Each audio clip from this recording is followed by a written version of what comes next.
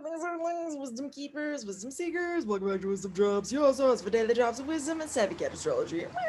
My name is TONIA, and today, we are talking about the astrological weather this week. And yes, we are caffeinated. Before we begin, make sure you like this video, subscribe if you're new here, if you resonate with my content, as there is a new video every single day of the week.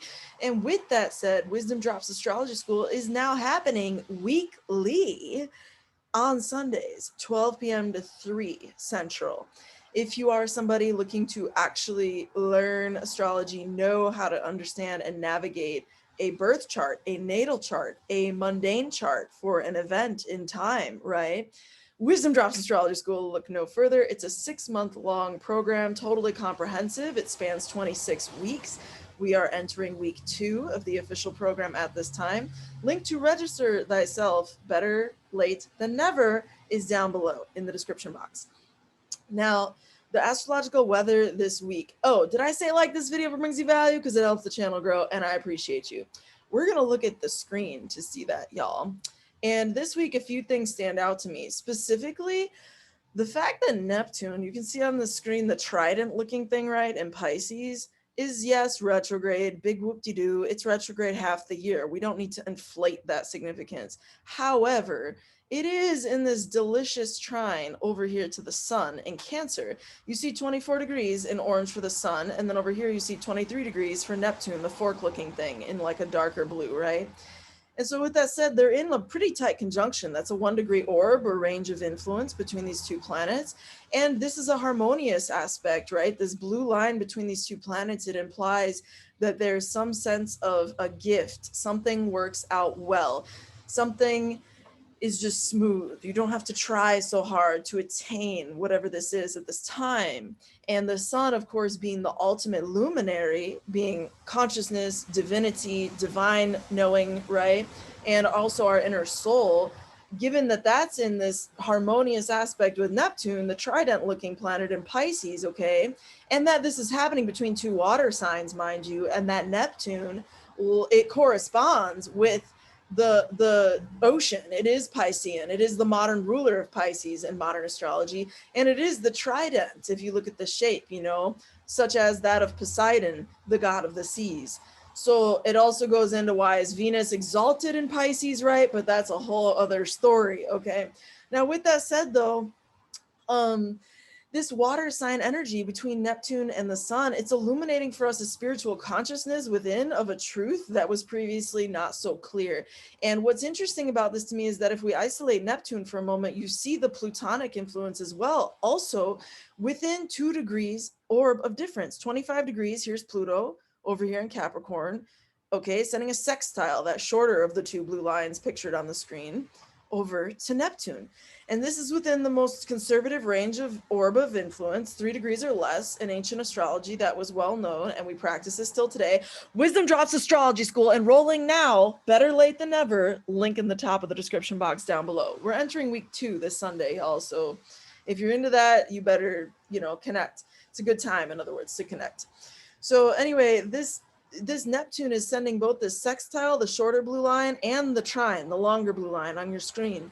Okay, and this is happening between earth and water elements. And Pluto is the deep intuitive knower. It's the deep detective. It's the bottom line, baseline. What is the takeaway? Get to the bottom of it, get to the core of it. What's the core of the apple look like? Is it rotten or is it good? Pluto. What's the truth beneath all of this? X-ray, Pluto. Okay, so Pluto is this very much so kind of like scorpionic energy. It sees right through everything. It's very deep. It's very powerful. It's very potent. And yeah, it can sting and it can burn and it can be cold as AF. You know what I mean? However, when Pluto, the detective planet, the god of the truth and the dark and the secret beneath it all, you know what I'm saying? When Pluto is in harmonious aspect with this Neptune, AKA, what is Neptune, kids? What is Neptune? Wizdom Dropz Astrology School enrolling now. Neptune is the higher vibrations of spirituality, angels, spirit guides. entities beyond the realm of what we can see with our eyes. You know what I mean? The energetic realms of emotion, the ocean of emotion, quite literally, because Neptune is associated with the oceans and the energy that flows throughout anything. It is this very ephemeral kind of like, if you think of what is it, dark matter, right, in outer space, you have this sort of, it's something but it's nothing, and it's like, what is it? That's Neptune, honey. So Neptune in astrology, you now understand, it also corresponds with things such as deception, chameleons, the ability to transform and transmute, you know, and Pluto, of course, being the ultimate omen of the change and the evolution, the transformation, right?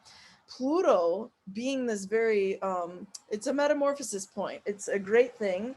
I don't mind other astrologers if they use that, but I will say it's something that I feel is part of my work deeply in understanding Pluto. Pluto is a metamorphosis point, and it is a point that we take ourselves through the process of liquefaction that a caterpillar does before emerging a butterfly.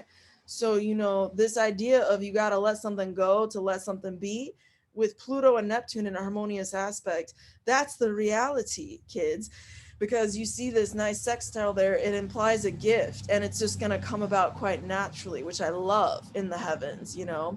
And with this trine over here to the sun, of course, in Cancer, it is intuitively arrived at, you know. These are the two most intuitive signs, excluding of course Scorpio, but their ruler, Scorpio's ruler, is engaged in this conversation, at least by modern astrology, with Pluto, as we've already discussed in this delicious little configuration.